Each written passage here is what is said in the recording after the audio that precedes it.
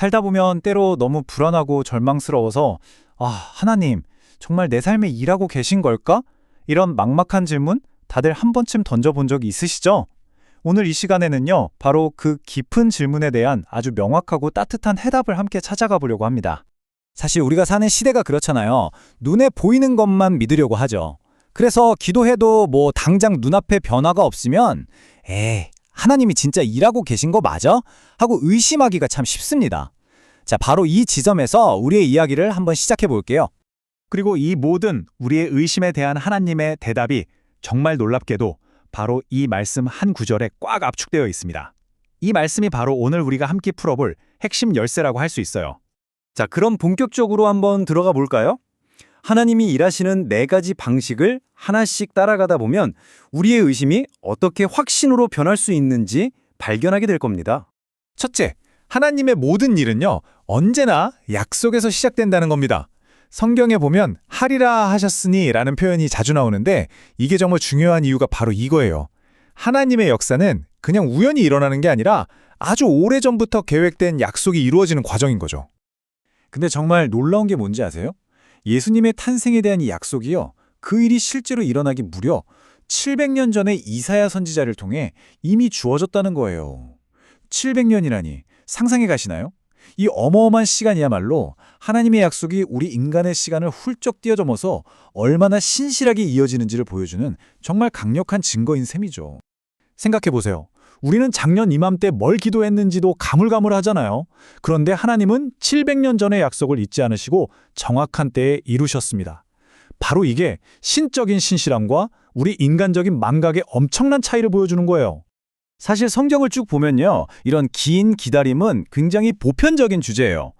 믿음의 조상이라고 불리는 아브라함, 요셉, 다윗, 이 사람들조차도 하나님의 약속이 이루어지기까지는 수십 년이라는 긴 기다림의 시간이 필요했다는 거죠.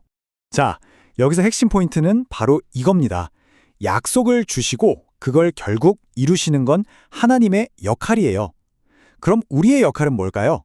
바로 그 기다림의 시간 동안 그 약속을 믿고 기억하고 꽉 붙잡는 거죠. 그럼 두 번째 포인트로 넘어가 보겠습니다. 하나님께서 일하시는 더 근본적인 목적이 있는데요. 그건 바로 우리를 죄로부터 구원하시는 겁니다. 일종의 궁극적인 구출작전이라고 할 수 있겠죠. 우리가 흔히 구원을 내가 좀 더 착한 사람이 되려고 노력하는 걸로 생각하기 쉬운데 성경은 아주 명확하게 이야기합니다. 구원은요, 우리 노력으로 얻어내는 게 아니라 하나님이 그냥 주시는 값없는 선물, 바로 은혜라는 거죠. 세상의 모든 종교나 철학은 인간 스스로 구원에 이를 수 있다고 말하잖아요. 하지만 역사를 보면 인간의 노력은 결국 실패로 끝난다는 걸 알 수 있습니다. 그래서 구원은 반드시 우리 외부로부터, 즉 하나님으로부터 와야만 하는 선물인 거예요. 구약에 나오는 출애굽 사건이 이 원리를 아주 극적으로 보여주는 그림 같아요. 당시 세계 최강대국이었던 애굽의 노예였던 이스라엘은요, 스스로를 구원할 힘이 정말 0.1%도 없었습니다.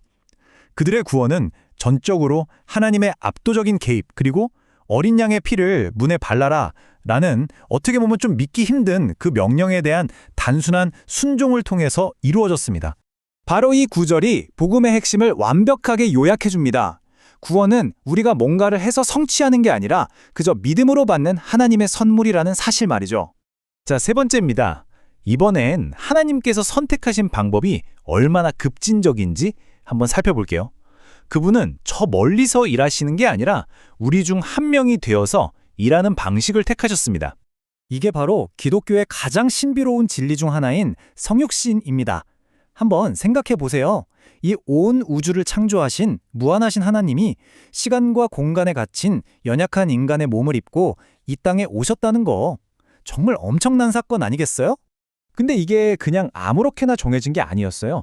하나님이 우리의 고통을 머리로만 아는 게 아니라 정말 가슴으로 공감하시고 또 우리 죄를 대신해서 죽으시고 그리고 궁극적으로 우리와 영원히 함께 하시기 위해서 반드시 거쳐야만 했던 유일한 길이었습니다. 그리고 중요한 건 이겁니다. 예수님께서 당신의 육신을 통해 일하셨던 것처럼 이제 하나님은 바로 우리의 삶, 우리의 성과 발, 우리의 시간과 자원을 통해서 그분의 일을 계속 이어가길 원하신다는 사실이죠. 자, 드디어 마지막 네 번째입니다. 이 모든 하나님의 일하심이 향하는 궁극적인 목표는 과연 무엇일까요? 그건 바로 우리와의 관계를 회복하고 다른 어떤 것보다 그저 우리와 함께 있는 것입니다. 사실 성경 전체를 한 줄로 요약하면 바로 이 이야기예요. 저기 에덴 동산에서부터 시작해서 광야의 구름 기둥, 성전, 그리고 예수님을 거쳐 오늘날 우리 안에 계시는 성령님에 이르기까지 하나님께서 자기 백성과 어떻게든 함께 하고 싶어 하시는 아주 길고 애틋한 이야기인 거죠. 마태복음의 맨 마지막에 나오는 예수님의 이 약속, 정말 감동적이지 않나요? 책의 맨 처음에 나왔던 임마누엘, 즉 하나님이 우리와 함께 계시다는 약속과 완벽하게 짝을 이룹니다. 이게 뭘 의미하겠어요? 하나님이 우리와 함께 하심이 그냥 잠깐 있다가 사라지는 이벤트가 아니라 영원한 현실이라는 선포인 거죠. 요셉의 인생을 보면 이걸 정말 잘 알 수 있어요. 하나님이 함께 하신다고 해서 인생의 고난이 짠 하고 사라지는 건 아니더라고요. 하지만 하나님의 함께 하심, 그 임재는요, 그 모든 고난을 변화시키고 결국에는 모든 것을 합력해서 선을 이루게 만드는 힘이 있습니다. 자, 그럼 지금까지 우리가 나눈 내용을 한번 정리해 볼까요? 여기 보시면 이 아름다운 파트너십이 보입니다. 하나님은 약속하시고 구원하시고 우리와 함께 하시기 위해 이 땅에 오셨어요. 그리고 우리는 그분의 일에 믿음과 순종으로 응답하도록 초대받은 존재인 거죠. 결국 이 모든 이야기는 우리 각자에게 하나의 아주 근본적인 질문을 던집니다. 나는 정말로 무엇을 원하는가 하는 질문이죠. 그저 아무 문제 없는 편안한 삶인가요? 아니면 어떤 문제가 닥쳐와도 그 안에서 하나님과 함께하는 삶인가요? 여러분의 선택은 무엇입니까?